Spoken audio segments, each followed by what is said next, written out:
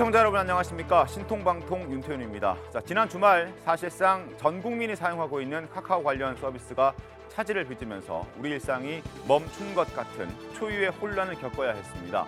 여전히 완전한 복구가 이루어지진 않고 있는데 불편하고 또 짜증도 났습니다. 게다가 생계에 지장을 줄 정도의 물질적인 피해까지 더해졌습니다.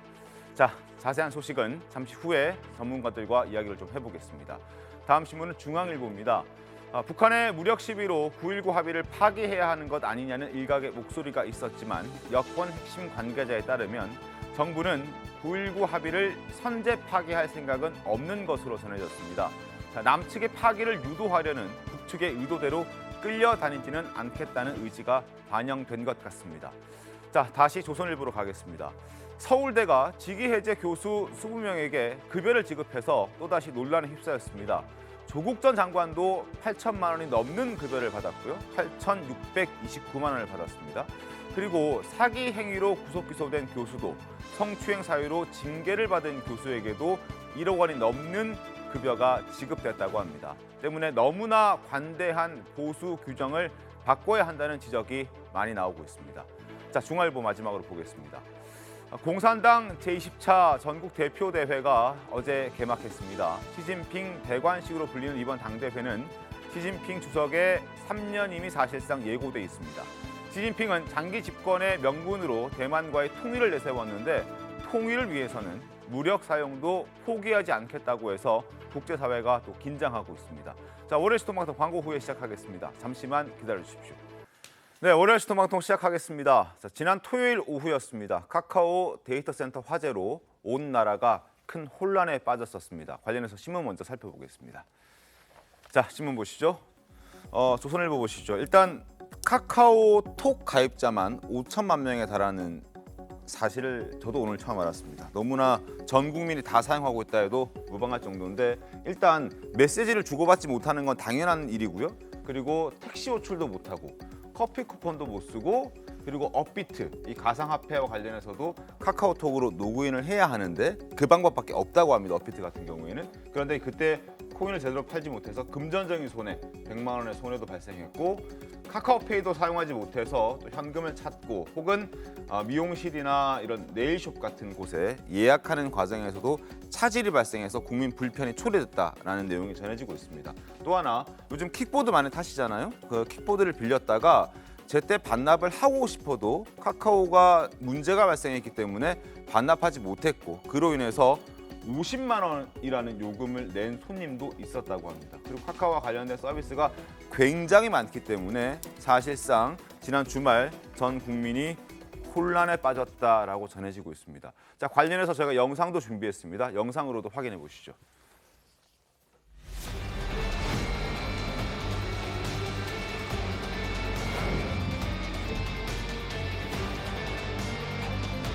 전원 공급에 따라 복구 시간이 언제가 될지는 확실하게 말씀드릴 수 없는.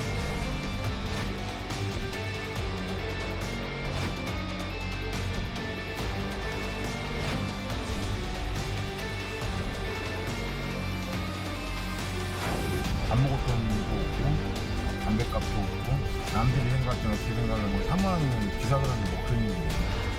저희는 사실상 엄청 소상공인이잖아요. 소상공인이에요. 그렇게 큰 돈을 하는 게 아니라 작은 돈도 되게 중요한데 그게 만약에 지금 복구가 안 된다고 하면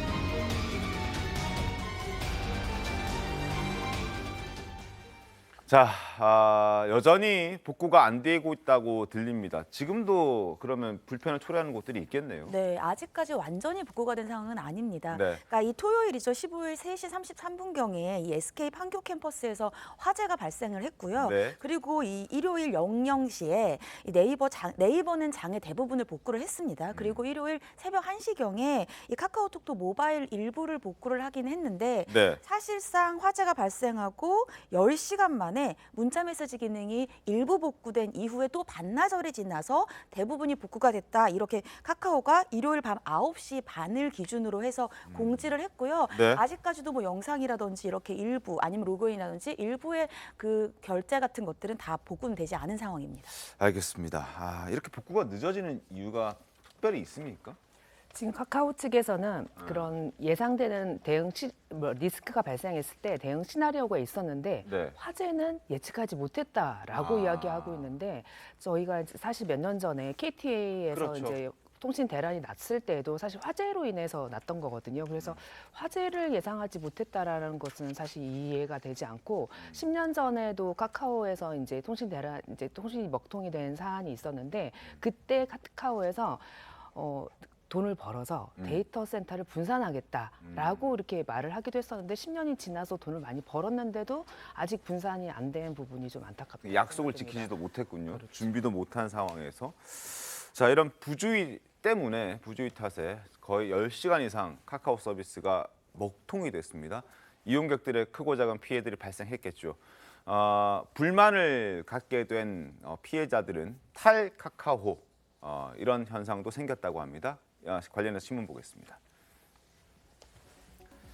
자, 탈카카오 디지털 대피 먹통 대란에 다른 서비스로 갈아타는 사람들이 발생했습니다. 어제 아마 많은 분들이 또 텔레그램을 사용하시는 분들도 계셨을 테고 라인으로 연락하는 분들도 계셨을 텐데 여기로 새로운 가입자들이 많이 들어왔다라는 걸 아마 개인적으로 다 확인을 하셨을 겁니다. 사용하지 않았던 지인들이 신청을 하고 가입을 하면서 알림창에 뜨는 그런 경우들도 굉장히 많았을 테고 그리고 카카오 맵, 카카오 티 대리, 카카오 내비, 카카오페이, 멜론 음악 서비스까지 많은 부분에서 카카오가 연결이 되어 있는데 이런 부분에서도 다 다른 대체 수단으로 갈아타는 사람들이 꽤 많이 늘어났다. 그래서 다른 앱으로 바꾸거나 또 카카오에 대한 의존도를 낮추는 이런 경향들이 발생했다라는 것들이 나오고 있습니다.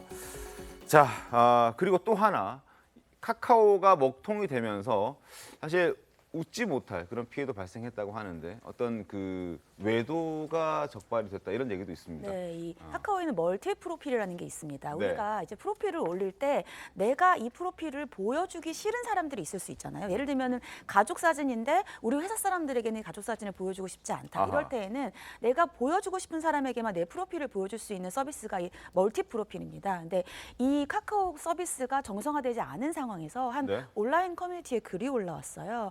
본인이 이제 한 3년 정도 불륜을 하고 있었는데 네. 이 불륜 상대에게만 보여주는 멀티 프로필이 있었다. 네. 근데 이 멀티 프로필이 내가 정해진 사람이 아닌 사람들에게 이번에 노출이 됨으로써 본인에게 네. 피해가 발생했고 이 불륜이 들통나게 생겼다. 이러한 글이 올라왔습니다. 그러면서 관련되어 있는 사람들에게 본인들도 조심해라 이러한 글이 올라왔었는데 카카오에서는 일요일 오후 한 3시 22분경에 멀티 프로필이 지정 친구가 아닌 다른 사람들에게 보인다라는 글이 올라오지만 이것은 사실이 아니다. 또 이렇게 공지를 한 바가 있습니다. 이럴 경우는 어떻게 좀 피해가 보상이 됩니까? 글쎄요, 본인에게 물론 정신적인 손해가 발생을 할 수는 예. 있죠. 그래서 그 물론 멀티 프로필이 공개가 돼서 본인에게 손해가 발생했다라고 한다면은 뭐 정신적인 위자료 같은 것들을 청구할 수는 있겠습니다만 그게 그렇게 손해액이라든지 이런 것들이 크지는 않을 것 같습니다. 알겠습니다. 멀티 프로필뿐만 아니라 사실 뭐 앞서도 제가 신문에서 소개를 해드렸듯이 가상화폐 거래에서도 불편함을 초래했고 그리고 다른 서비스들에서도 여러 가지 불편함들이 있었습니다. 이런 불편함들을 과연 보상받을 수 있는 것인지에 대해서도 많은 분들이 궁금해하실 텐데 경제적 보상이 가능합니까? 일단 기본적으로 우리가 그 카카오톡을 쓸 때 네. 유료 서비스가 아닙니다. 저희 그렇죠. 그 카카오 그냥 보낼 때 그냥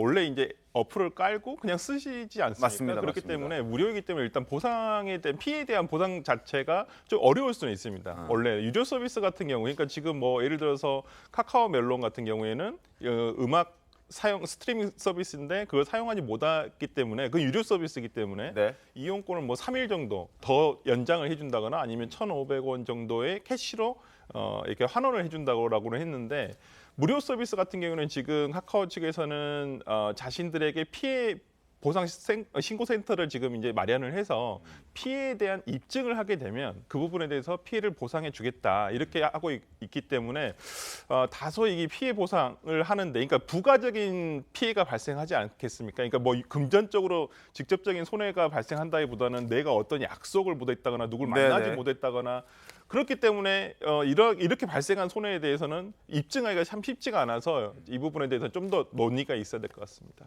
그러니까 저는 이제 그 외국의 좀 사례를 들고 싶은데 그러니까 이제 우리가 KT나 이런 데는 우리가 이제 기간 통신망 사업자라 하잖아요. 근데 이렇게 지금 그런 것들 이용해서 사용하는 수익을 창출하는 컨텐츠 기업들은 우리가 부가 통신 사업자라고 얘기하는데, 근데 이렇게 독점적 지위에 있는 그런 그 기업들에 대해서는 외국에서는 굉장히 엄하게 좀 말하자면 제재를 가합니다. 그러니까 이렇게 그런 사회적 책임이 발생했을 경우에는 그것을 확실하게 책임을 묻는 제도적인 것들을 갖고 있는데, 네. 우리는 지난 국회에서도 여기에 대한 좀 법을 좀 만들려고 하다가 인터넷 이런 기업들이 이건 민간의 자율권 침해다 이렇게 반발하고 또 우리의 갖고 있는 이런 자유도 유출될 공적으로 사용될 수도 있다 이런 바람에 법안이 폐기되고 이번 국회 들어서도 또 못하게 지금 아직까지도 안 하고 있는데, 저는 이번 사태를 계기로 사실 우리 일상이 이렇게 멈추고 정말 디지털 정전이라고 할 정도로 이런 상황이 벌어지면은 우리가 여기에 대한 대책을 만들어야 되잖아요. 그래서 저는 이번 기회에 국회가 사실은 좀 이런 부분에 대해서는 좀 대책 마련에 나서야 된다는 생각이고, 네. 사실 저 같은 경우도 주말에 가족의 생일을 맞아서 선물을 하려고 다 준비해놨다가 아무것도 못하는 바람에 좀 당황해가지고 저는 굉장히 미안한 지금 상황에 처해 있는데, 이런 것들을 어떻게 합니까? 그러니까 이게 사소한 것들이 모여서 결국 일상이 되고 일상이 전 국민의 삶이 되는 건데, 이런 점들에 대해서 이제는 국회도 그 창의고 뭐 민간 자율이고 이러한 그런 분야를 넘어서 여기에 대해서는 우리 국민 불안 혹은 디지털 이런 뭐 정전 여기에 대한 대비가 없으면은 저는 이제 앞으로 이런 유사한 사태 또 어떻게 대비하겠습니까? 그러니까 이런 점들 좀 고려해야 될 것 같아요. 알겠습니다. 그리고 윤석열 대통령 역시 이번 사태에 대해서 굉장히 엄중하고 또 심각하게 바라보고 있습니다. 국민의 피해가 컸기 때문입니다. 자, 직접 목소리 확인하겠습니다. 대통령이 그 카카오가 현재 뭐 메신저라든지 아니면 택시라든지 그 시장에서 차지하고 있는 점유율이 상당하지 않습니까? 뭐 일부에서 뭐 독점 얘기도 나오는데 독점이나 좀 심한 그런 과점 상태에서 시장이 왜곡되거나, 더구나 이것이 국가 어떤 기반 인프라와 같은 정도를 이루고 있을 때는 저는 국민의 이익을 위해서 당연히 제도적으로 국가가 필요한 대응은 해야 된다고 생각합니다. 자, 엄중하게 보고 있습니다. 네트워크망 교란 자체가 국가 안보에도 치명적인 문제이기 때문에 이번 사태를 엄중하게 더 보는 것 같다는 생각이 듭니다. 그리고 손주환 변호사님, 네. 여야가 24일에 이제 과방위 국감이 있는데 여기에서 김범수 카카오 의장을 좀 증인으로 부르자라는데 좀 의견을 좀 서로 좀 모으고 있는 것 같긴 한데요. 이게 네. 가능합니까? 그러니까 지금 당초에는 여야가 김범수 카카오 의장을 그러니까 부른다는 거에 대해서는 동의가 됐었었는데요. 네. 이게 그 국민의힘에서 좀 입장이 좀 바뀌었습니다. 지금 의장까지 꼭 부를 필요가 있겠느냐, 밑에 공동대표까지만 불러서 하면 되지 않겠느냐라고 네. 하는데, 민주당에서는 김범수 의장이 와서 이 부분에 대해서 국민들에게 좀 책임감이 있는 어떤 내용을 설명한다거나 어떤 피해 보상책에 대한 어떤 이 대책을 좀 얘기를 해주는 것이 오히려 국민적 불안감을 해소시킬 수 있지 않겠느냐 해서 이 부분은 조금 더 논의가 있어야 될 것 같습니다. 국민의힘에서는 왜 갑자기 한 발을 뺀 겁니까? 그러니까 국민의힘에서는 지금 이 카카오와 관련되어서 네. 예를 들면 이런 뭐 기간 사업과 같은 유사한 지위를 가지고 있고 거기에 대한 책임을 느껴야 된다라는 것에는 동의를 하는데, 그런데 이제 예를 들면은 그거와 관련되어서 이중화라든지 이러한 재난 대응에 대한 컨트롤 타워가 필요하다라는 것에는 있지만 그것을 굳이 의장까지 불러야 될 필요가 있느냐, 관련되어서 실무진들이 와서 대답을 해도 거기에 대한 충분한 답변이 될 수 있기 때문에 네. 의장까지 부르는 것은 보여주기식이고 오히려 와서 이렇게 뭐 예를 들면 의장이라든지 회장들을 대기시키는 그런 모습을 더 이상 보일 필요는 없다, 이러한 입장인 것으로 보입니다. 알겠습니다. 여야가 여기에서 조금의 이견이 있는 것 같은데 어떻게 될지 좀 지켜보겠습니다. 그리고 정청래 과방위원장 같은 경우에는 김범수 의장 등 총체적 책임 있는 책임을 지는 대표자들을 불러서 증인 채택할 것이라는 그 의장의 그 위원장의 의지가 좀 있는 것 같습니다. 하여튼 상황을 좀 지켜보고. 이런 것 같아요. 그러니까 야당 입장에서는 이렇게 국민적 불안과 분노가 있는 상황에 대해서는 최고 책임자, 그러니까 그룹의 총수를 불러서 공격하면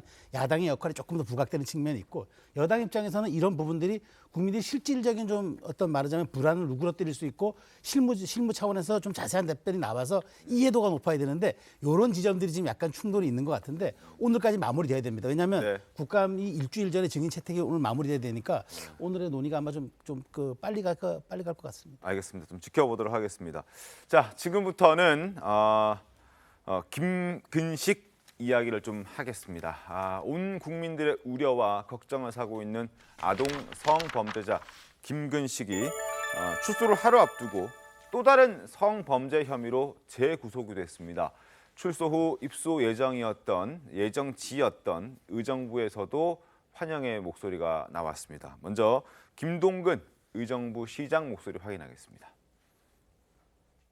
김근식이 예전에 저질렀던 범죄가 추가로 드러나 구속영장이 발부되었다. 그래서 오늘 그 영장 실질 심사 결과 구속이 확정돼 김근식의 출소가 막혔다는 것, 이것은 사실 시민 여러분의 힘과 결기로 이룬 것입니다. 감사합니다. 어젯밤 늦은 시간을 촛불로 밝히면서 뜻을 모은 우리 의정부 시의회 시의원님들, 우리 시민들이 믿고 의지하고 지지하는 분들입니다. 감사합니다. 자, 촛불 시위를 하다가 이제 결정이 나고 나서 한 이야기였습니다.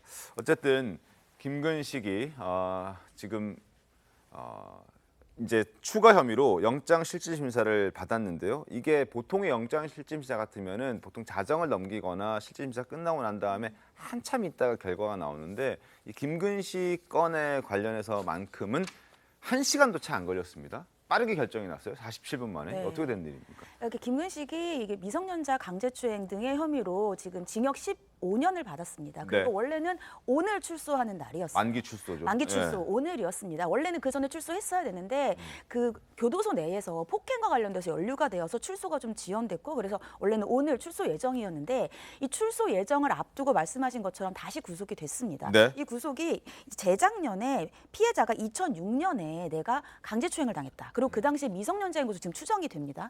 근데 그 당시 이때까지는 몰랐는데 여러 가지 언론 보도들을 보다 보니까 김근식의 얼굴을 알게 됐고 아하. 내가 피해자인 것 같다라고 신고를 한 겁니다. 네. 근데 그게 좀 예전 일이었고 여러 가지 증인이라든지 증거들을 모아야 됐기 때문에 그 당시에 수사기관에서 한 2년 정도를 수사를 했고요. 여러 가지 피해자의 진술을 받았습니다. 그러니까 네. 그 알려져 있는 김근식의 사진뿐만이 아니라 2006년 추정되는 김근식의 다른 사진들도 보여주고 그 당시에 이 사람이 가해자가 맞느냐라는 등 여러 가지 이제 진술을 받았고 결국은 그것으로 인해 구속영장을 청구를 했어요. 네. 근데 말씀하신 것처럼 굉장히 신속하게 구속영장 실질 심사가 됐고 결정이 난 것도 있지만 오늘 출소를 예정이기 때문에 그 전에 영장 실질 심사가 끝나야지 구속을 계속할 수 있는 상황이었고요. 네. 그리고 거기에다가 범죄 혐의가 입증이 되는 것으로 보이고 도주의 우려나 증거인멸이 우려가 있다라고 해서 구속영장이 다시 발부가 된 상태입니다. 근데 이번 건 같은 경우는 16년 전입니다. 굉장히 오래된 일인데 이게 공소시효라는 게 다 사건마다 있잖아요. 네, 이번 그렇습니다. 건은 그 케이스가 아니었던 건가요? 아니요, 공소시효 적용을 받는데요. 네. 지금 2006년에 피해자가 13세 미만이라는 건데 예를 들어서 구체적으로 피해자 나이가 몇 살이었는지 지금 나와 있지 않잖아요. 예를 네. 들어서 그때 당시에 10살이었다라고 하면은 네. 그때 이제 이 사건의 그 형량이 징역 1년부터 15년 사이의 징역입니다. 그랬을 경우에 그때 당시 적용되는 형사소송법상 공소시효가 장기 7년이거든요. 7년이 되면은 그때 당시 10살이면 17이면 공소시효가 끝나버리잖아요. 근데 2010년에 성폭력 범죄 처벌에 관한 특례법이 개정이 되면서 새로 이제 그때 처음으로 변경하면서 신설이 됐었죠. 그러면서 미성년인 피해자의 경우에는 성년이 된 때로부터 공소시효가 진행된다라고 법이 바뀌다 보니 그때 10살이었으면 성년이 19세가 되잖아요. 네. 그리고 나서 7년을 더하면 아직 공소시효가 1, 2년 정도 남아있다라고 보는 건데 아마 구속영장이 발부된 걸 보니 네. 피해자 나이가 아마 10살이나 10살 이하였지 않나 그런 생각이 당시 듭니다. 미성년자였을 네. 테고 아직도 그 기준으로 따져도 공소시효는 남아있다. 그렇죠. 알겠습니다. 어쨌든 어제 영장이 청구되지 않았더라면 오늘 이제 오후 출소해서 의정부에 있는 갱생시설에 입소를 했을 겁니다. 이제 과연 그렇지 않게 되니까 어디서 수사를 받게 되는지도 궁금합니다. 보통 지금 교도소에 있었는데 보통 이제 구속이 되면 처음엔 구치소를 가잖아요. 다시 구치소로 가야 됩니까? 교도소에 그대로 남아서 수사를 받게 됩니까? 원래 안양교도소에 수감이 되어 있었는데 그대로 안양교도소에 있습니다. 근데 말씀하신 것처럼 원래는 만기 출소니까 만기에서 원래 형은 다 살았죠. 그리고 지금은 구속됐기 때문에 아직 미결수인 상태입니다. 그러면 안양교도소에 그대로 있긴 하지만 안양교도소 내에 미결수들이 있는 곳이 있어요. 그래서 같은 교도소 내지만 미결수가 있는 곳으로 장소는 이동했다 이렇게 알려져 있고요. 네. 지금 아직은 재판은 받고 있지는 않습니다. 왜냐하면 구속이 되어 있는 상태이기 때문에 그래서 추후에 재판을 받게 되고 형이 확정이 되게 되면 추가로 그 형을 계속해서 살게 되는 겁니다. 최장 15년까지도 더 살 수 있다는 얘기가 있더라고요. 그럴 수 있죠. 왜냐하면 기존에 했던 범죄가 있고 또 이게 어찌 보면 전과라든지 이런 양형 사유에 굉장히 불리한 것들이 많이 있거든요. 그렇기 때문에 제가 봤을 때도 이건 상당히 오랜 기간, 장기간에 아마 구속이 되지 않을까라는 생각. 이게 유죄가 입증된다고 한다면 네. 아마 장기간의 형을 받지 않을까 싶습니다. 그리고 언젠가는 또 형을 받더라도 출소를 하게 될 것 아닙니까? 그렇게 되면 다시 의정부 갱생시설로 가는 겁니까? 그때 다시 상황을 봐야 되는 거예요? 바뀔 수 있습니다. 지금 의정부 갱생시설로 가게 된 이유는 보통은 출소하게 되면 자기 주거지가 있으면 주거지로 가게 되는데 아마 김근식은 자기가 특별한 살 만한 곳이 없다라고 했기 때문에 아마 의정부에 있는 법무부에서 관리하는 갱생시설로 들어가기로 했던 것 같은데 그때 당시에 이제 또 그 형기를 복역하고 나서 출소할 당시에 거주할 곳이 없으면 아마 네. 어디로 보내야 될지 그때 다시 논의하지 않을까 싶습니다. 알겠습니다. 그때 되면 또 해당 지역에서는 또 여러 가지 시위나 집회가 또 벌어질 수도 있겠네요. 알겠습니다. 그리고 김근식 출소 소식과 함께 사실 아동 성범죄에 대한 단속을 좀 더 강화해야 한다. 형벌을 강화해야 한다는 목소리도 굉장히 많았습니다. 한동훈 법무부 장관도 관련해서 노력하겠다, 최선의 노력을 다하겠다라고 밝혀왔었는데 그 목소리 한번 들어보겠습니다. 지금 전자발찌를 제가 손에 들고 있는데요. 이게 국민들은 이게 쉽게 절단이 되어지고 쉽게 도주가 가능하지 않을까 하는 우려가 있을 수도 있을 것 같은데 스트랩의 내장재를 7겹이거든요 지금. 근데 15겹으로 늘리고 고위험자 김근식 같은 사람이 나가게 되면 연말부터 이거를 내년 정도부터는 이런 그 전자발찌를 사용할 수 있도록 한번 준비하고 있습니다. 최근에 잔혹한 아동 성범죄를 반복하여 저지른 김근식과 같은 성범죄자들이 출소 이후에도 우리 이웃을 활보하면서 다시 재범하지 않을까 국민들의 우려가 매우 높습니다. 저도 그렇습니다. 저는 적어도 소아기호증이 명백하고 치료가 안 된 아동 성범죄자가 사회를 활보해서는 안 된다고 생각합니다. 자, 한번 지켜보도록 하겠고요. 그런데 이 김근식과 관련해서 잠깐 따져볼 부분이 있습니다. 한 언론 보도에 따르면 대통령실에서 특단의 조치를 내렸다, 지시를 했다, 이런 언론 보도가 있습니다. 결국 그 언론의 취지는 대통령실에서 이 김근식 건과 관련해서 직접 지휘를 했다는 취지의 이런 보도였는데 이게 맞을까요? 대통령실에서 일단 아니다고 했습니다. 교묘하게 얘기하면 뭔가 이게 사안이 맞물린 것 때문에 그래요. 그러니까 최근에 법무부가 아동 성범죄자의 재범 방지 대책으로 치료 감호를 내놨어요. 그러니까 치료 감호라는 게 그러니까 이렇게 재범이 입증되는 이런 사람들은 설령 형기가 만료돼서 출소하더라도 치료 감호서에 넣어서 사실상 감옥에 있는 것처럼 별도 격리하겠다는 거거든요. 그러니까 이 보도가 나가고 나니까 대통령실에서 혹시 김근식 출소와 관련해가지고 대통령께서 특단의 조치를 내리라고 해서 법무부가 이런 것 한 것 아니냐. 그래서 결국 대통령실이 이런 그 김근식 같은 사회적인 공분 있는 사건에 대통령께서 직접 어떤 지시를 내리거나 관여한 게 아니냐라는 의혹을 제기했는데 제가 보기에는 대통령실이 아니라고 사실 부인을 했고 한동훈 장관이 지금 보시는 바와 같이 굉장히 강력한 대책들을 내놓고 있잖아요.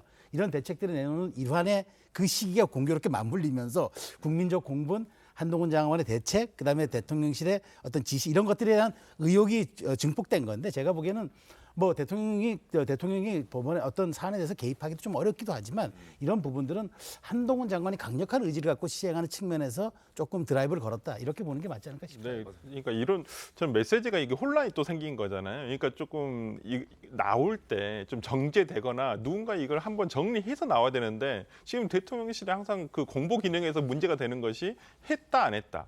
뭐 이제 이런 메시지가 나온 다음에 안 했다. 그다음에 해명하는 과정에서 왜 이게 문제가 되는가?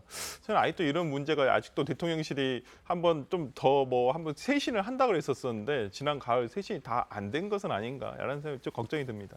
알겠습니다. 어쨌든 그런 뭐 의혹, 뭐 논란도 있었다라는 부분을 잠깐 전해드렸고요. 어찌됐든 한동훈 법무부 장관은 이 성범죄 그리고 스토킹 뭐 이런 사건들과 관련해서도 끝까지 강력하게 처벌하겠다. 또 발빠른 대응을 하겠다. 개선책을 마련하겠다. 이런 메시지들을 최근 연이어내고 있습니다. 관련 발언을 조금 더 들어보겠습니다.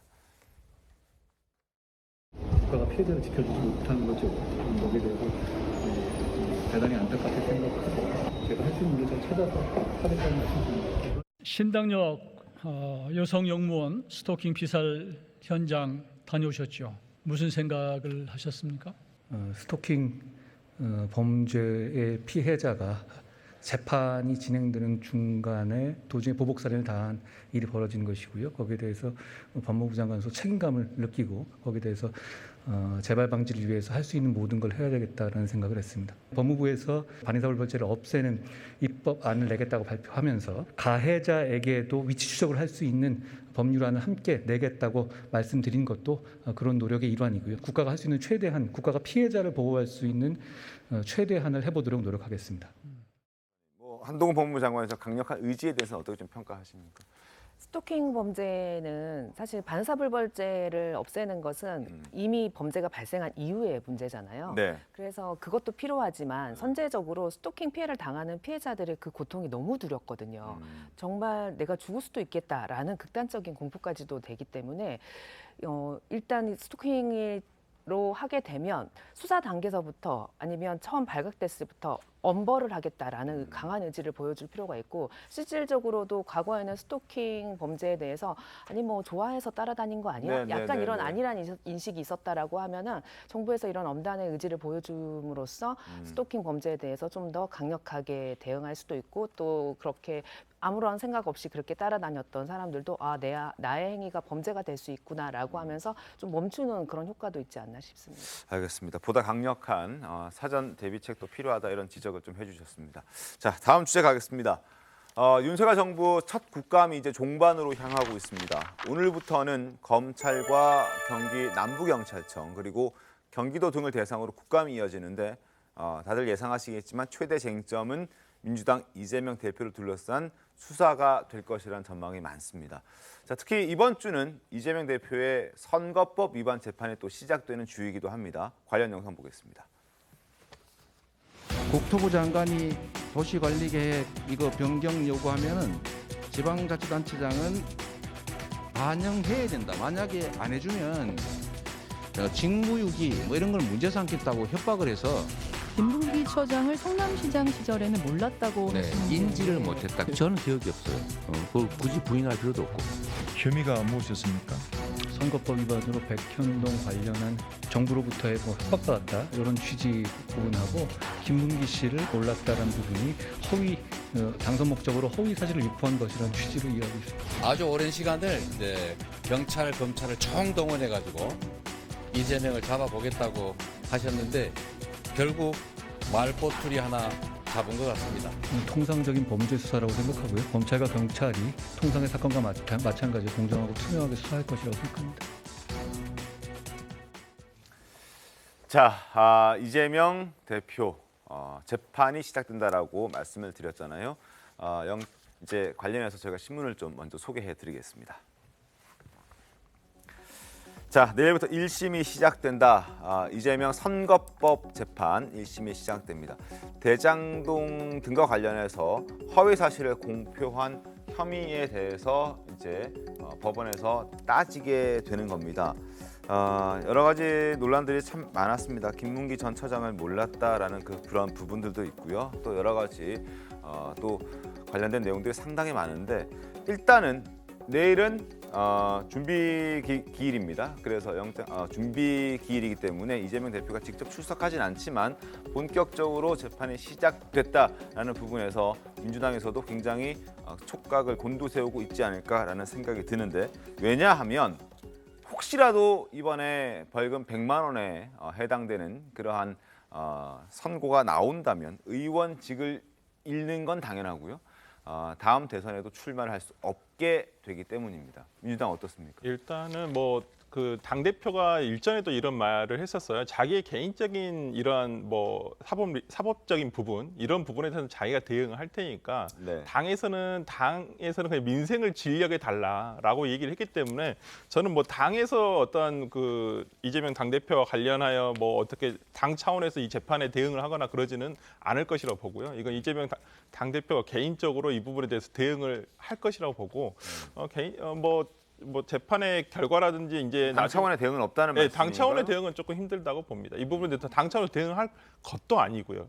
그렇기 때문에 이 부분에 대해서는 이재명 당대표가 개인적으로 이거 처리를 할 것이라 생각하고 또 뭐 기록이나 이런 걸 제가 아직 확인을 못해서 모르겠지만은 결과가 그렇게 뭐 예를 들어서 우려할 결과가 나오지는 않을 것 같다라는 것이 이재명 당대표 측의 생각인 것 같습니다. 김재섭 의원님, 그런데 사실 이재명 대표만 위험한 것이 아니라 만약에 이재명 대표에게도 뭐 좀 안 좋은 결과가 나온다면 민주당 차원에서도 여러 가지 안 좋은 일들이 벌어질 수 있잖아요. 그러면 가장 우선으로는 이번 대통령 선거에 들어갔던 선거 비용들을 다시 민주당에서 반납을 해야 되는 상황이 되기 때문에 이게 400억이 넘는다. 400억이 넘는 상황이라서 사실 민주당에 있는 당사를 팔아도 그 금액을 채우기가 어렵다라는 거 아니겠습니까? 당연히 그 민주당이 간판을 내려야 되는 상황까지 갈 수 있다. 네. 굉장히 극단적인 상황은 그렇고요. 그래서 앞에서 이제 설 변호사님께서는 민주당 차원에서는 따로 대응을 안 하겠다라는 말씀을 하셨지만 사실 이재명 대표 행보를 보게 되면 대개는 이제 이중 트랙을 쓰고 있는 것 같아요. 이재명 대표는 이에 대해서 하나하나 대응하지 않지만 민주당이 나서서 오히려 이재명 대표를 비호하는 경우들이 좀 있거든요. 네. 이 해당 공직선거법상 그 허위사실 공표와 관련돼서 검찰이 이재명 대표를 소환한 일이 있지 않습니까? 9월 달에. 근데 거기에 이재명 대표는 소환을 응하지는 않았어요. 근데 거기에 대해 바로 대응을 한 것이 아니라 민주당 차원에서 의총으로서 그 어떤 의견들을 수렴해가지고 민주당은 이에 대해서 대응하지 않겠다라는 식으로 했었거든요. 그렇다면 이재명 대표는 계속 말씀 주신 대로 좋은 모습만 국민들한테 보여주려고 할 거고 민주당이 나서서 오히려 이것이 정치 탄압이다라는 프레임을 가지고 이재명 대표에 대한 수사에 태클을 거는 방식으로도 앞으로 이끌어 나갈 계획이라고 저는 보고 있습니다. 알겠습니다. 일단 검찰에서는 지금 공소장에서 이재명 대표가 김문기 전 처장을 알 수밖에 없다라는 내용을 확보했고 그런 내용들을 자세하게 적시한 것으로 지금 알려져 있습니다. 이것을 이재명 대표가 반박할 수 있을지 이게 이제 관건이 될 텐데 최단일 변호사 보시기에는 어떻게 전망이 됩니까? 네, 말씀하신 것처럼 이제 검찰이 이 공소장에서 이재명 대표가 김 전 처장을 알 수밖에 없었다. 그 얘기로 증거로는 이제 대면 보고를 수시로 받았다라는 거예요. 네. 근데 이제 이재명 대표 같은 경우에는 지금 현재 검찰로부터 받고 있는 혐의가 대장동과 관련되어서 김문기 전 처장을 몰랐다라고 그렇죠. 선거 과정에서 얘기했기 때문에 선거법 위반, 허위사실 공표다 이렇게 얘기를 하고 있는데 만약에 이제 이재명 대표가 김문기 전 처장을 몰랐다라고 얘기하는 것은 이제 자신과는 조금 급이 좀 급수가 차이가 있는 하위 직원이기 때문에 본인이 다 기억할 수는 없다라는 거예요. 근데 저 얘기가 또 이름 타당할 수 있습니다. 왜냐하면은 그 당시에는 시장이었는데 시장의 모든 직원을 다 알 수는 없거든요. 근데 만약에 검찰이 얘기한 것처럼 대면 보고를 수시로 받았다라고 한다면 그 시점이 언제인지는 물론 문제가 될 수 있을지 모르겠지만 아무리 하위 직원이라 하더라도 대면 보고와 관련되어서 중요한 쟁점을 수시로 보고받았다면 기억을 못할 수는 없는 상황이란 말입니다. 그러니까 그것이 바로 대장동과 관련되어서 어떠한 유죄 입증을 하기는 힘들다 하더라도 그 선거 과정에서 이재명 대표가 나는 김문기 전 처장을 몰랐다라고 하는 것은 선거법 위반이 될 가능성이 매우 높기 때문에 그런 거와 관련되어서 지금 검찰에서는 어떠한 이재명 대표에게는 상당히 불리한 공소장과 관련된 증거를 가지고 있다 이렇게 주장하는 바입니다. 자, 때문에 지금 여당에서도 야당에서도 여러 가지 좀 불편한 그런 상황인 건 분명해 보입니다. 이를 두고 국민의힘 권성동 원내대표가 지적을 한 바가 있는데 그 목소리 들어보겠습니다. 민주당은 대선 경선 및 대선 직후 올해 보궐선거 직전 그리고 당대표 선거 등 정치인 이재명과 손절할 수 있는 기회를 제발로 걷어찼습니다.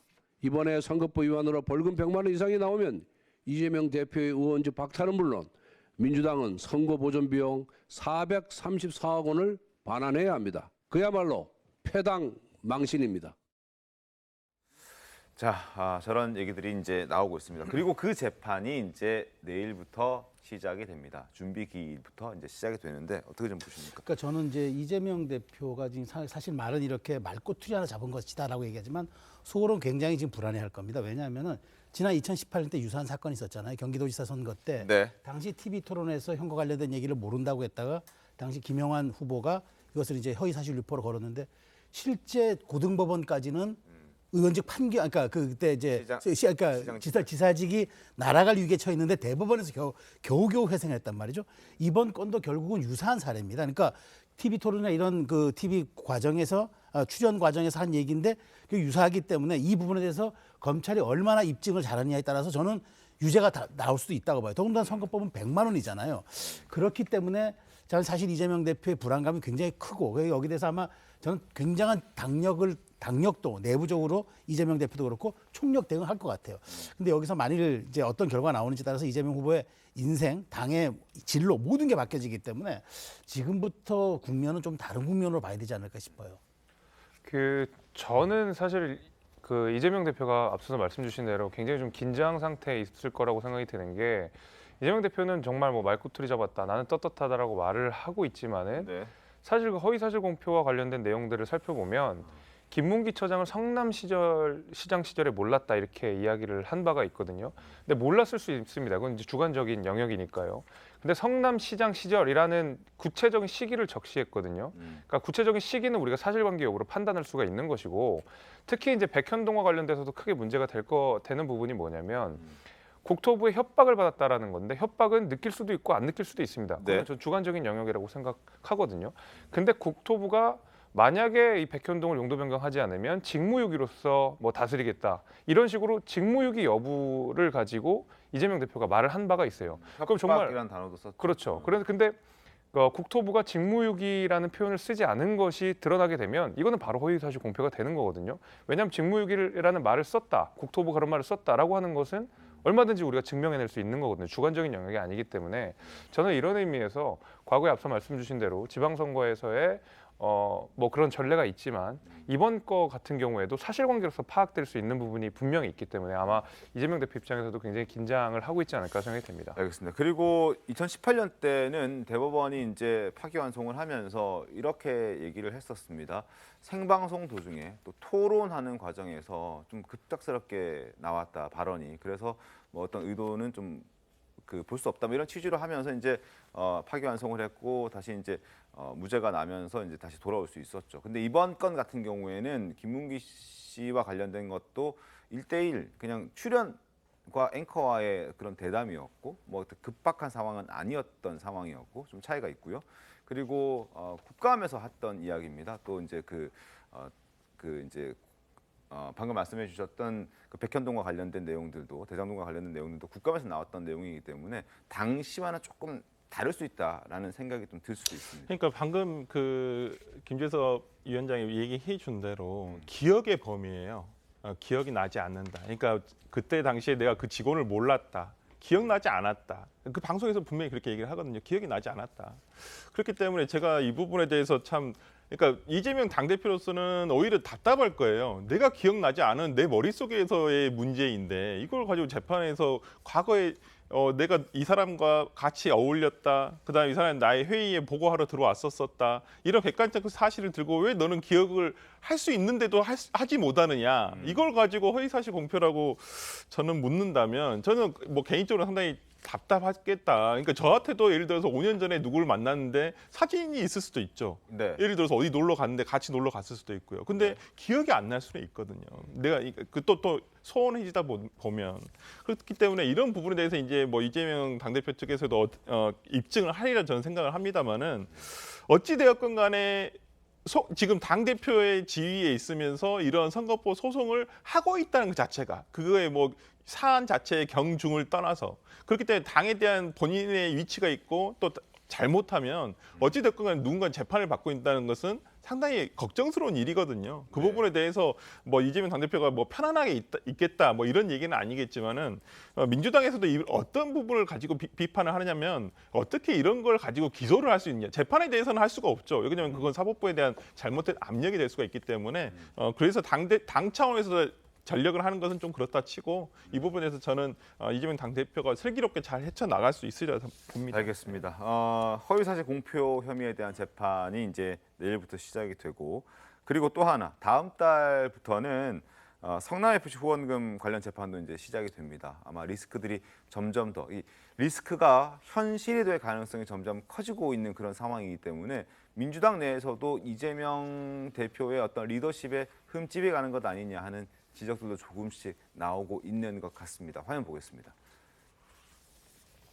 자, 이재명 대표 민생 이야기는 하지만 구체적인 아젠다가 보이지 않는다. 뭐 이런 얘기를 수도권의 초선 의원이 얘기를 했고요. 그리고 또 다른 수도권의 재선 의원은 이런 얘기를 했습니다. 여의도 안에서는 이재명 대표 리더십에 퀘스천 마크, 자, 의문을 가지는 사람들이 많다라고 얘기를 합니다. 제 주변에 있는 민주당 분들도 이런 말씀하시는 분들이 종종 있었습니다. 이제 그것들이 사실은 물밑에서 이제 조금 두려움, 걱정 이런 수준이었다면 의원들 입으로 이렇게 얘기가 나오는 걸 보면은 조금은 공개적으로 걱정을 많이 하는 그런 분위기가 느껴지는 것 같아요. 그러니까 지난번 대표 선거에서도 이재명 리스크가 현실화될 경우 당력을 집중하지 않을 밖에 없고 당력을 집중하다 보면 이 리스크에 같이 모든 당이 쓸려 들어가는 거고 네. 그걸로 인해서 1년 이제 한 반 남은 총선에서의 악영향이 나올 수 있다라는 전망들이 계속 나왔는데 그때는 당대표 선거였으니까 그런 것들이 몰랐지만 지금은 기소 국면에서 재판 국면으로 넘어가는 상황이기 때문에 네. 이게 현실화되는 것 같아요. 그러니까 여기에 가다 보면 이재명 대표가 당을 민생정당으로 바꾸겠다고 하지만 민생할 수 있겠어요? 여기 대해서 당력 집중하다 보면은 물타기 해야 되고 어떤 방어해야 되고 아니면 더 여권에 무슨 사례 가지고 공격해 하다 보면은 민주당이 꺼낼 수 있는 대한정당, 수권정당으로서의 어젠다와 비전은 못 꺼낼 수밖에 없잖아요. 수도권 의원들이라든가 이런 분들은 굉장히 그런 데 대한 위기감을 느낄 수밖에 없는 상황이고 호남 지역 의원들과는 좀 다른 상황이죠. 그렇기 때문에 당내에서 느끼는 드러나지 않는 위기감 상당할 것 같아요. 알겠습니다. 이재명 대표가 갖고 있는 리스크, 지금 재판이 이제 본격적으로 시작되고 있는 시점입니다. 어떤 결과들이 나오는지 저희가 차근차근 좀 지켜보고 이야기를 좀 해드리도록 하겠습니다. 그리고 지금 저희가 얘기해드릴 내용은 이제 속보와 함께 전해드릴 내용인데 쌍방울과 관련된 내용입니다. 이재명 대표의 변호사비 대납 의혹으로 수사가 시작이 됐고 그 과정에서 이화영, 이재명 대표의 측근이죠. 이화영 전 부지사의 개인 비리 의혹도 터져 나왔습니다. 그런데 이게 좀 더 확전이 되고 있는 것 같습니다.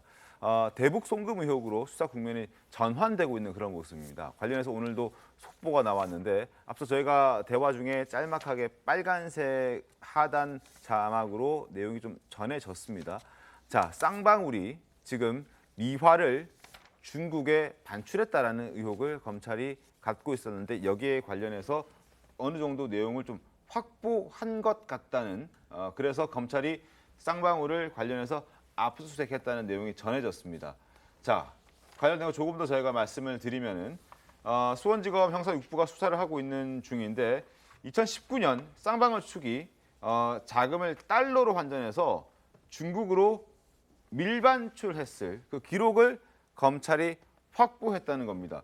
그리고 이 쌍방울은 그리고 아태협과 함께 북한과 관련된 히토리움 뭐 이런 부분들에 대해서도 광물 개발권을 획득하는 과정에서도 여러 가지 의혹들이 있기 때문에 혹시 이 중국으로 밀반출한 이 미화가 그리고 이 수억 원, 수천만 원에 해당하는 이 미화가 북한으로 흘러간 것 아니냐라는 의혹을 검찰에 갖고 있고 오늘 수색을 했습니다. 이거 어떻게 흘러갈 것 같습니다. 네, 그러니까 말씀하신 것처럼 원래는 이화영 전 그 부지사 같은 경우엔 개인 비리가 처음에 먼저 이제 됐어요. 그게 뭐냐면은 쌍방울로부터 한 3억 2천만 원 상당의 금품을 뇌물로 제공받았다라는 것입니다. 네, 그러면 뇌물로 제공을 했으면 쌍방울이 얻은 게 있어야 되잖아요. 그렇죠. 그 얻은 것을 바로 북한 광물 개발권을 획득하는 데 도움을 줬다라고 보고 있어요. 그러니까 쌍방울이 적극적으로 지금 대북 사업을 도왔는데 그 대북 사업을 왜 추진했나? 그 대북 사업과 함께 추진한 것이 바로 아태협입니다. 네. 그러니까 아태협과 쌍방울이 대북 사업을 추진했는데 그와 관련돼서 광물권 그리고 음식점과 관련된 운영권을 얻었다라는 것이고 운영권과 그러니까 광물권 개발권만 얻은 게 아니라 이 이후에 말씀하신 것처럼 쌍방울에서 전 임직원들을 통해서 돈을 잘게 쪼개서 그렇죠. 달러를 외국으로 나간 게 포착이 된 거예요. 그럼 나갔을 때 이 달러를 나간 건 목적이 무엇인가?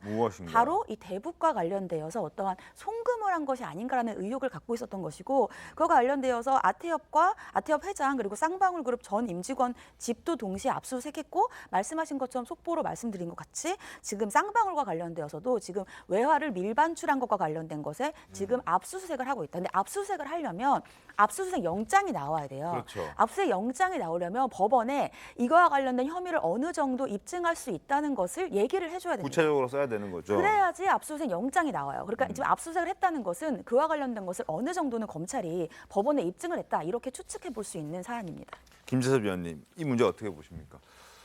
저는 좀 굉장히 심각한 문제라고 네. 생각합니다. 이게 왜냐면은 이재명 대표가 이제 경기도지사 때 있었던 일들이고 실제로 쌍방울이 저렇게 광물 채광권을 획득한 이후에 시가가 한 1,000억 정도가 더 올랐다. 시가가 올랐다는 얘기가 있죠. 1,000억 예. 정도가 더 그러니까 막대한 이익을 받았다라는 것이고 그 과정에서 쌍방울이 저 이화영 평화부지사에게 한 3억 2천만 원 정도 상당의 금액을 전달을 한 것이고 당시에 그 총 책임자가 누구냐, 그 당시 경기도지사가 누구냐 했을 때 이재명 대표였었거든요. 이제 이런 것들이 아마 관계성들을 굉장히 많이 시사할 수 있다라는 점에서 사실은 이 사건이 어떻게 흘러갈지 저는 사실 모르겠습니다. 관련되면 뭐 그 코인 얘기도 계속 나오고 있고 네네네. 아태협에서 코인을 발행해서 북한에서 유통될 수 있는 코인을 만들고 뭐 이런 여러 가지 이야기들이 지금 계속 흘러나오고 있거든요. 네. 아직까지는 뭐 이재명 대표와 이 대북 송금 관련돼서 직접적인 연계는 아마 검찰의 수사 영역으로 넘어가야 될 거라고 보고 있지만은 여전히 그 당시의 총책임자가 이재명 경기도지사였다라는 점을 생각해 보면 상당히 큰 사건으로도 번질 수 있다. 저는 이렇게 보고 있습니다. 근데 이제 좀 궁금하고 좀 의아스러운 것은 우리나라의 기업이 북한 광물 개발권을 획득을 할 수 있는 겁니까? 그러니까 그 바로는 안 되죠. 근데 그때 당시가 이제 이게 민간 기구이고 그다음에 네. 이제 경기도가 한 행사에 사실 후원을 하면서 그러니까 북한의 민간 기구인 그쪽과 대북 창구가 있어가지고 네. 그렇게 하게 될 경우에는 뭐 제3자로도 돌아갈 수도 있는 것들이고 여러 가지 방법이 있었는데 사실은 우리가 북한에 대해서 좀 접근할 수 있는 방법이 없잖아요. 그런데 이게 아태협이라는 민간 기구와 북한의 또 다른 민간 기구가 대남에 관련된 민간 기구가 같이 합작을 하면은 충분히 가능성이 있었을 수 있기 때문에 이것이 현실화되고 그러진 않았지만 어찌됐건 그로 인한 그 호재가 나오면서 주가에도 상당한 영향을 끼쳤고 그로 인해서 쌍방울이 유무형에 상당한 것을 취득했다. 게다가 이런 과정에서 어쨌든 뭐 국감장에서 등장한 이야기입니다만은 코인 이야기도 나오면서 그때 당시 뭐 서울시장과 성남시장이 굉장히 관심이 있었다는 그런 메일이 이제 주고받은 정도 나와서 오히려 그 김의겸 의원이 그래서 한동훈 장관이 미국 가는 거 아니냐 이렇게 의혹 제기하면서 이 문제가 정치권에서도 불거지는 것도 나왔기 때문에 그럼 쌍방울과 이재명 그때 당시 성남시장과 그런 또 아태와 이런 왜 연결고리들이 이렇게 계속 꼬리를 물고 이어지는가 이 부분은 검찰이 한번 입증할 필요가 있고 또 저는 어느 정도는 증거가 좀 나오지 않았을까라는 추론입니다. 알겠습니다. 자, 쌍방울과 유착 의혹이 불거진 아태평화교류협회, 아태협. 가상화폐를 만든 뒤 판매했던 것으로도 파악이 되고 있습니다. 이때 이 가상화폐를 이재명 대북 코인이라고 판매를 했던 것으로 지금 알려져 있는데 관련된 목소리가 있습니다. 들려드리죠. 남과 북은 이미 손을 잡고 블록체인 기술을 기반으로 전과 국토 개발, 물류와 유통사업 등을 시작하기로 했습니다. 그러니까 이제 뭐 이재명 대북 코인이다 이렇게 하면서 얘기를 했다고. 서장 변호사님 네. 어떻게 보십니까? 일단은 너무 아직까지는 그러니까 정말 의혹 수준의 저는 아직 단서라고 보고요. 일단은 이재명 당대표가 과거에 대선 기간에 이런 말을 하신 적이 있어요. 어떤 말을? 자신과 관련한 가상화폐나 자신과 관련한 무슨 테마주나 주식은 다 허위다. 나는 거기에 아무런 관계가 없다. 이렇게 얘기한 적이 있거든요. 그러니까 모르겠습니다. 이 부분에 대해서 이재명 대북 코인주 가상화폐라는 건 저도 처음 오늘 들어본 내용인데 저는 뭐 이재명 당대표가 가상화폐의 어떠한 그런 시장 경제에 대해서 관심이 있는 것은 알지만은 이렇게 가상화폐를 뭐 이렇게 예를 들어서 자기의 이름을 팔아서 하는 거에 대해서 설마 알았을까? 그러니까 뭐 아태협에서 이것을 뭐 경기도 이걸 이름을 붙여가지고 그랬는지는 모르겠습니다만은 제가 아는 선에서는 이재명 당대표가 가상화폐와 관련된 일을 하거나 어떠한 그런 부분에 있어서 관심을 둔 적은 없었습니다. 알겠습니다.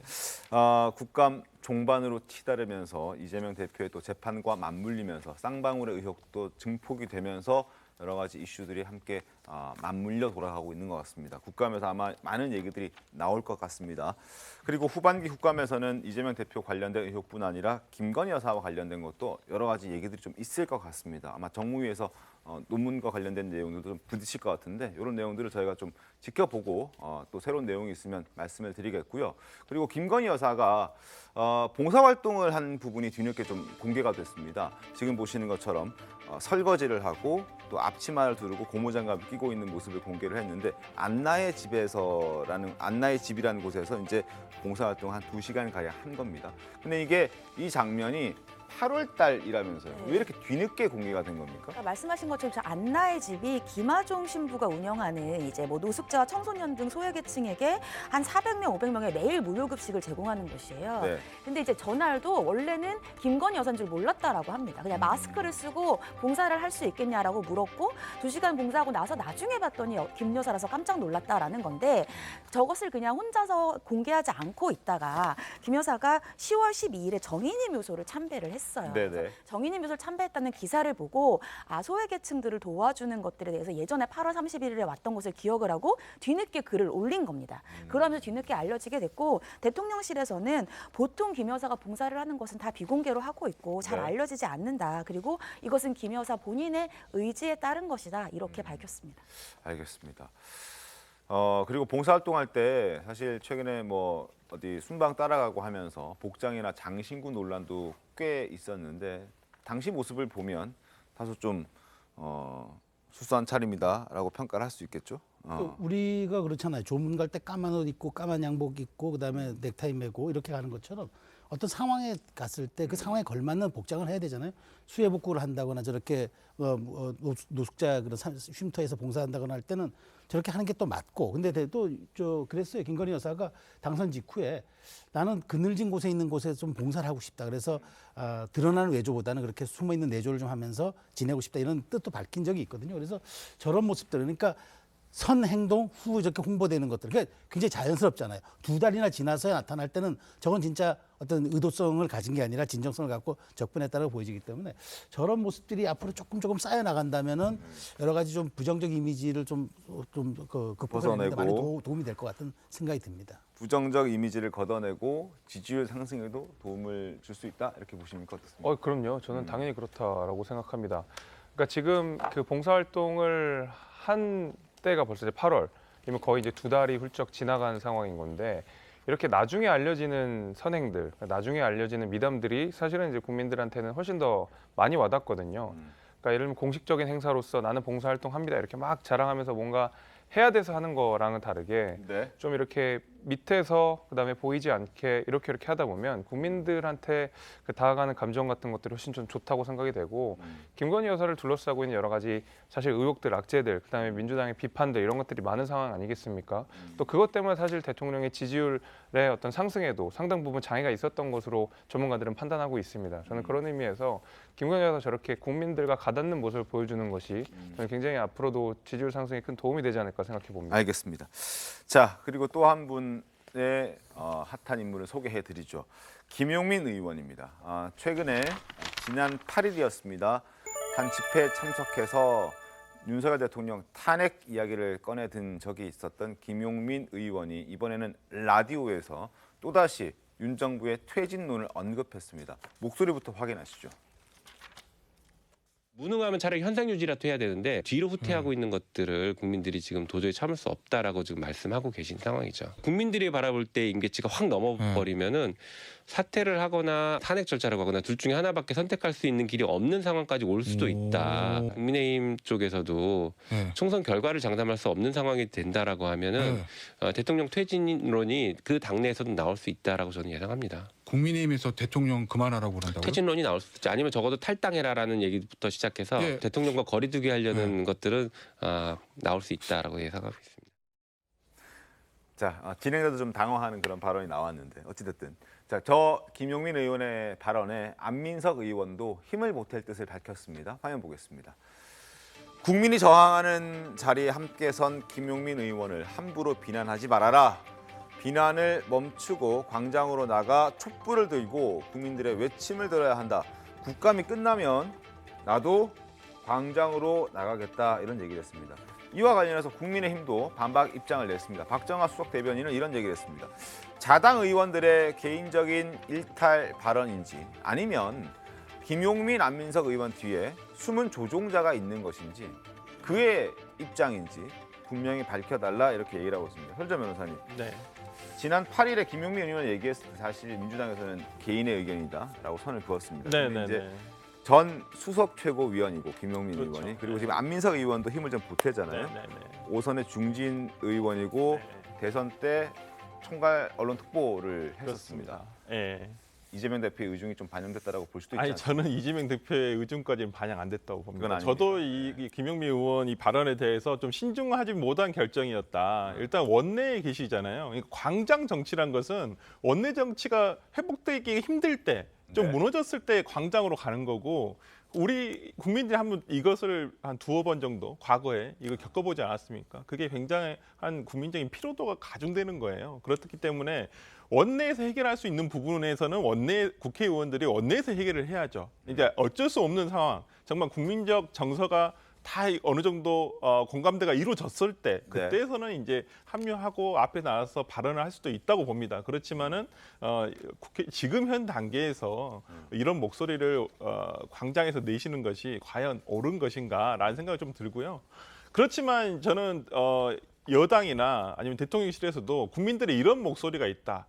이런 것들은 좀 들으셨으면 좋겠어요. 그러니까 이런 국가를 우려하는 모습, 그리고 지금 지지율이 반등되지 않은 것들도 어떤 부족함이 있다는 것이거든요. 그렇다고 한다면 저는 여당이나 대통령실에서도 어떤 국민 일각의 목소리일 수도 있습니다만은 저는 좀 이 부분에 대해서도 무슨 얘기를 하는구나 이런 부분 우리가 좀 더 노력을 해야 되겠다. 좀 소통을 하기 위해서 좀 노력할 필요는 있지 않나 싶습니다. 그러니까 예전에 민주당이 한참 야당을 많이 했던 시절에 그 대여 투쟁 같은 것들을 굉장히 잘했다고 생각이 됩니다. 특히 이제 국감장 같은 데서 보면 그 정부에 대한 국정감사를 아주 날서고 매섭게 이제 많이들 했었거든요. 근데 그러다가 민주당이 여당이 되기도 했고, 그다음에 다시 이제 야당이 됐는데 과거에 그 야당을 잘했던 민주당의 모습과는 좀 다른 양상인 것 같아요. 지금은 윽박을 지르거나 아니면은 저렇게 거친 발언하거나 극단적인 내용들을 얘기하는 방식으로 대여 투쟁을 강하게 한다라고 착각하고 있다고 저는 생각이 되거든요. 지금 보면 김용민 의원도 지금 정부 시작한 지 5개월, 뭐 몇 개월 되지도 않은 상황에서 탄핵을 꺼낸다는 게 과연 국민 정서에 맞는지라는 생각이 일단 하나가 들고, 국민들이 윤석열 대통령에 대해서 비판하고 뭐 때로는 지지율도 낮게 우리가 계속 이제 나오고 하는 것은 더 잘하라는 이야기지 내려오라는 소리가 아니거든요. 그래서 앞서서 이제 설주환 변호사님께서도 뭐 국민의 목소리를 잘 들으라는 말씀을 하셨지만, 그 국민이 하는 이야기는 자리에서 내려와라, 탄핵을 당해라라는 소리가 아니라 지금 이러이러한 불만이 있으니까 앞으로 더 잘해줬으면 좋겠다라는 것이거든요. 그래서 저는 이제 민주당의 어떤 이런 대여 투쟁의 어떤 방식을 지금 혼돈하고 있지 않나, 내지는 착각하고 있지 않나라는 생각이 들고, 저거 반드시 저는 역풍이 불 거라고 생각합니다. 알겠습니다. 자, 김용민 의원, 이번이 처음은 아니죠. 윤석열 대통령을 비판했던 게 과거 목소리 잠깐 좀 다시 한번 확인해 보겠습니다. 최근 윤석열 후보에게서 군부를 사유하에 본인의 정치적 야욕을 채웠던 전두환의 모습이 보이는 것 같습니다. 검찰을 이용한 새로운 쿠데타를 실행한 것이 의심됩니다. 저도 뭐 법사위에서도 몇 번 그 만나서 얘기도 하고 이렇게 해봤지 않습니까? 한번 자기가 싫다고 생각하고 낙인 찍은 사람에 대해서는 복수심에 불타는 사람이지 그 사람과 같이 뭔가를 하겠다라고 한 마음을 먹지 않는 사람입니다. 제가 보기에는. 자, 이렇게 이재명 대표 측근들의 움직임이 좀 격해지고 있어서 그런지는 몰라도 지난 9월 22일에 민주당 청원 게시판에 올라온 글이 있는데요. 윤석열 대통령 탄핵 소추안을 발의해달라, 그걸 요구하는 그런 청원이 하나 올라왔습니다. 지금 보시는 내용입니다. 윤석열 대통령 탄핵 소추안 발의를 요청합니다. 윤 대통령을 계속 저 자리에 두면 나라 경제는 파탄나고 대한민국의 국제적 위상이 바닥을 칠 것이며 그로 인해서 국내외 모든 국민들이 고통을 받을 것이 자명합니다. 그리고 이 무능하고 부패한 대통령을 탄핵시키고 이런 대통령을 만든 국민의힘에게 책임을 물어서 나라를 바로 세워주기를 바랍니다. 청원 동의 5,239명. 물론 더 늘어났을 수도 있습니다. 저런 내용들도 발생을 하고 있습니다. 그리고 오는 주말이죠. 22일 토요일에 광화문에서 또 대규모 촛불 집회가 예고돼 있다고 합니다. 아마 민주당 내 강경파 의원들이 참석할 가능성도 꽤 있을 것 같다는 좀 있다고 봐요. 지금 김용민 안민석 의원 발언을 놓고 보면은 저렇게 예상이 되는데, 아니 근데 제가 하나 묻고 싶은 거는 지지율이 낮는 것도 탄핵 대상입니까? 탄핵은 명백히 헌법과 실정법 위반되는 규정이 돼 있어요. 그런데 저렇게 우리 앞으로 우리 나라가 어려워질 것이니 미리 탄핵합시다.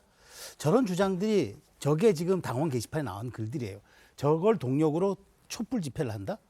그러면 그때 국민들이 뭘 할까요? 이재명 사법 리스크를 물타기 하고 그거를 맞불러 오려는 성격 아니냐 이렇게 보지. 대통령, 대한민국을 정말 걱정하는 사람이라면 취임 6개월 된 정부를 탄핵하자고 하는 게 과연 그게 원내 정당이고 그게 제 상식에 막힌 의원들이겠습니까?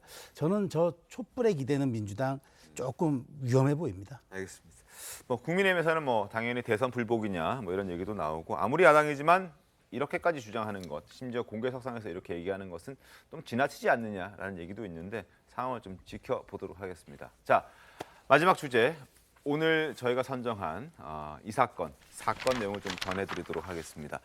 자, 빈센트 반 고흐 잘 아시죠? 유명한 화가인데 그의 명화 해바라기가 난데없이 테러를 당했습니다. 영상부터 보시죠.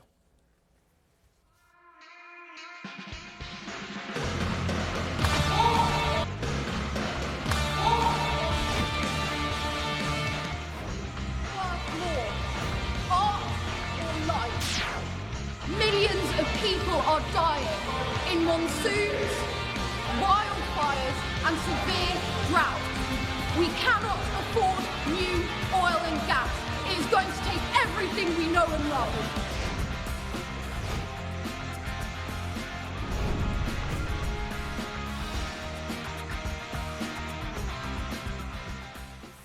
환경보호단체 시위를 받은 겁니다. 근데 사실 뭐 저게 시위라기보다는 거의 뭐 테러나 폭력에 가깝다는 생각이 좀 들거든요. 네, 저 환경보호단체는 예술을 이용해서 세상에 경종을 울리겠다라는 거예요. 그러니까 네. 우리가 환경을 보호하지 않으면 더 이상 저런 예술 작품을 감상할 수 없게 된다. 그리고 예술을 보호하는 것처럼 환경을 보호해야 된다. 이런 것들인데 그럼에도 불구하고 말초적인 자극을 이용해서 관심을 얻으려는 게 아니냐 이러한 비판도 많습니다. 그렇습니다. 지금 저게 예술을 보호하는 행위인지는 저희가 그림을 봐서 알겠지만 절대 아니라는 걸 누구나 다 알 수 있는 그런 내용이고 그리고 사실 저 시위 단체가 저것만 하는 게 아니라 다른 일들도 굉장히 비슷한 행위들을 많이 했다라고 보여집니다. 지금 보시는 것처럼 다른 그림에도 지금 쉽게 얘기하면은 뭐 장난을 치는 거죠. 지금 뭐 보호한답시고 지금 그림을 훼손하고 무단 침입해서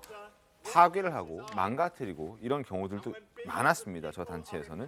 근데 저들을 처벌하는 경우도 있었을 텐데 어떻게 처벌을 할 수 있습니까? 일단은 이제 손괴죄가 좀 문제가 될 것 같아요. 그 가치의 훼손이 있다고 한다면 뭐 우리나라식으로 치면 이제 손괴죄가 될 수도 있는데 대부분 명화들은 대부분 그러니까 그 보호막이 다 있거든요. 예. 그렇기 때문에 아마 직접적인 아마 손괴가 되거나 그러지는 않을 것 같은데 일단 저렇게 벽에다가 페인트 칠을 한다거나 어떤 명화를 가린다거나 그렇다고 한다면 뭐 형사적으로는 손괴죄라 되겠지만은 또 민사적으로는 어떤 손해배상의 청구의 대상이 될 수도 있죠. 알겠습니다. 자, 두 번째 사건 보도록 하겠습니다. 앞서 전해드린 사건과 꽤 비슷한 유형의 사건인데요. 영상으로 확인하겠습니다.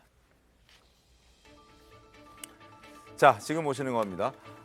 마트에서 갑자기 우유를 따더니 막 쏟아붓기 시작합니다. 콸콸콸콸 우유가 쏟아지기 시작하죠. 자, 왜 이런 일을 할까? 이게 이제 밀크 푸어라는 시위인데 많은 사람들이 이용하는 마트에서 저렇게 우유를 계산도 하지 않고 바닥에 그냥 버리듯이 우유를 막 쏟아 버리는 겁니다.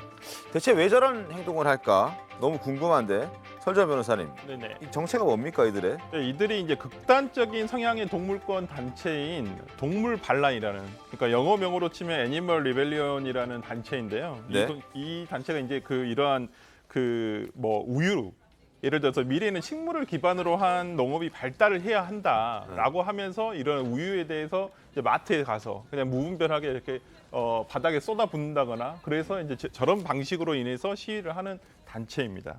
그러니까 결국 우유는 어린 송아지들이 마셔야 하는데 그걸 사람이 마셔서는 안 된다. 뭐 이런 차원입니까? 네, 맞습니다. 그러니까 이 동물들에 대한 권리를 보호하자라는 것이고요. 그러니까 사람만이 다른 대상의 우유를 먹는다 이러한 주장을 하고 있습니다. 근데 저게 동시다발적으로 여러 곳에서 일어난 거예요. 뭐 런던, 노리치, 맨체스터, 영국 대도시에서 동시다발적으로 일어난 것인데 말씀하신 것처럼 계산도 안 하고 저 우유를 쏟아붓는 거예요. 사실은 동물권을 보호하자라는 것은 굉장히 좋은 주장이긴 하지만 네. 저 마트에서의 재산권을 지금 침해하고 있는 거잖아요. 그렇기 때문에 올바른 방법으로의 시위는 아니라고 보입니다. 김재섭 위원님, 아무리 뭐 뜻이 좋다 하더라도 행위의 어떤 결과나 어떤 과정이 그렇게 좋지 않다면 그것도 명분을 좀 잃게 되는 거 아닙니까? 그냥 뭐 목적이 정당하다고 해서 모든 수단이 다 허용되는 것은 아니고 실제로 이제 본인들이 생각하는 정치적 가치 같은 것들을 구현하는 방식이 사실 다른 사람들의 피해를 유발하는 방식이어서는 저는 안 된다고 생각하거든요. 그렇죠. 당연히 마트를 이용하시는 분들, 그다음에 마트의 점주 이런 분들 역시도 자신의 삶을 다 살아가고 자신의 어떤 정치적 견해들이 있는데 저것은 사실 자신의 정치적 견해를 폭력적으로 관철시키려고 하는 거거든요. 저는 이제 앞서서 테러라는 표현을 쓰셨는데 네. 저는 그런 의미에서 본질적으로는 테러랑 같다고 생각합니다. 네. 테러라고 하는 것이 결국 자신들의 목적을 달성하기 위해 아주 극단적으로 뭐 사람의 인명 피해를 일으킨다든지 건물을 파괴한다든지 하는 거 아니겠습니까? 그것이 극단적인 형태로 가면 저런 시위도 테러로서 우리가 규정할 수 있는 것이거든요. 네. 저는 그런 의미에서 저런 방식의 시위는 적절하지 않다고 생각합니다. 알겠습니다. 무엇도 정답으로 강요될 수는 없다는 점을 말씀을 드리고 싶습니다. 자, 마지막 이야기 가겠습니다.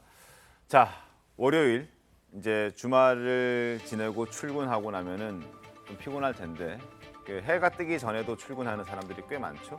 그래서 아내를 깨우지 않고 CCTV에 출근할 때마다 아내에게 사랑을 고백하는 한 남성의 그 영상이 공개가 됐습니다. 지금 바로 저 젊은 남성인데요. 티셔츠도 러브라고 적혀 있죠. 그리고 아내에게 사랑을 고백하는 모습입니다. 자, 제가 이제 질문을 드려야 될 텐데 이게 우리 작가가 그대로 썼습니다. 제가 그대로 질문을 드릴게요. 자, 최수영 교수님. 오늘 출근하시기 전에 가족분들과 사랑한다는 인사를 나누고 오셨나요? 라고 작가가 써줬습니다. 예, 이제 앞으로 나누고 오겠습니다. 자, 전체에게 물어보라고 합니다. 진짜 이제 끝나고 나눌 것 같습니다. 저는. 최단희 변호사님은요? 인사 나누고 오기엔 너무 빠른 시간에 불러주셔서 못 나눴습니다. 알겠습니다. 김재섭 위원은 아직 미혼이니까 장가를 못 갔기 때문에 장가를 가면 꼭 하도록 하겠습니다. 자, 어쨌든 사랑을 달달하게 표현하는 한 남편의 모습까지 저희가 보여드렸습니다. 잠시 뒤에 돌아오겠습니다. 네, 오늘 준비한 신통방통 여기까지입니다. 내일 더 신통하게 돌아오겠습니다. 고맙습니다.